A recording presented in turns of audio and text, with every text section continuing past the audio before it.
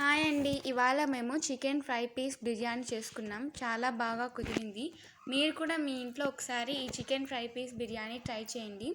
దానికోసం ముందుగా ఒక పెద్ద సైజ్ గ్లాస్ తీసుకోవాలి. దాంతో 2 గ్లాసుల వరకు బియ్యం వేసుకున్నాను. మీరు కావాలంటే బాస్మతి రైస్ కూడా తీసుకోవచ్చు. బియ్యంని కడిగి పక్కన పెట్టుకోండి. ఇప్పుడు స్టవ్ ఆన్ చేసుకొని కడాయి పెట్టుకొని దాంట్లోకి 3 టేబుల్ స్పూన్ ఆయిల్ వేసుకోవాలి. 2 ఇలాచి, ఒక చెక్క, 2 బిర్యానీ ఆకులు వేసుకొని ఒక 2 ఉల్లిపాయలు కట్ చేసి వేసుకోవాలి. 2 పచ్చిమిర్చి నిలువుగా కోసుకొని వేసుకొని ఒకసారి కలబెట్టుకోండి. ఉల్లిపాయలు పచ్చిమిర్చి బాగా వేగేంత వరకు కలబెట్టుకొని దాని తర్వాత 2 స్పూన్లు అల్లం వేసుకోవాలి.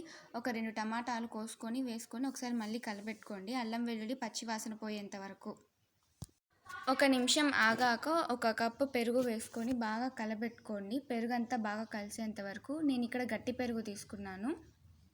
ఇలా కలబెట్టుకున్నాక ఒక నిమిషం తర్వాత చికెన్ మొత్తం వేసుకోండి. నేను ఇక్కడ కేజీ చికెన్ వేసుకుంటున్నాను. మొత్తం వేసి ఒకసారి మళ్ళీ కలబెట్టుకోవాలి. చికెన్ని బాగా కలుపుకోండి. గ్రేవీ అంతా చికెన్కి బాగా పట్టాలన్నమాట. తర్వాత తగినంత ఉప్పు వేసుకోండి. 1 స్పూన్ కారం వేసుకోండి. కొంచెం గరం మసాలా వేసి ఒకసారి మళ్ళీ కలబెట్టుకోండి.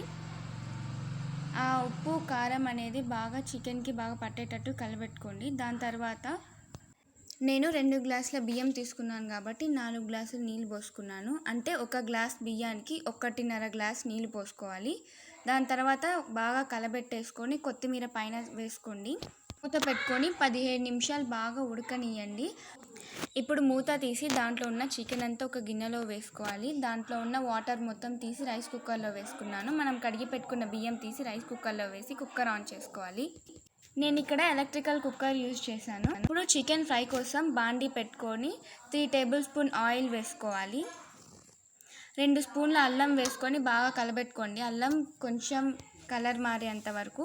దాని తర్వాత ఉల్లిపాయలు వేసి 2 పచ్చిమిర్చి వేసి బాగా కలబెట్టుకొని చికెన్ వేసుకొని మళ్ళీ ఒకసారి కలబెట్టుకోండి.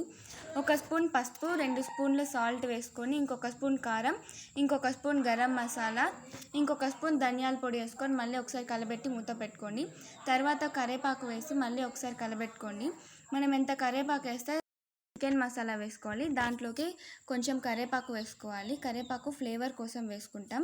తర్వాత గ్రేవీ కోసం ఒక టమాటాని కట్ చేసి వేసుకొని ఒకసారి మళ్ళీ బాగా కలపెట్టుకోవాలి. కొత్తిమీర వేసుకొని ఇంకా సర్వ్ చేసుకోండి.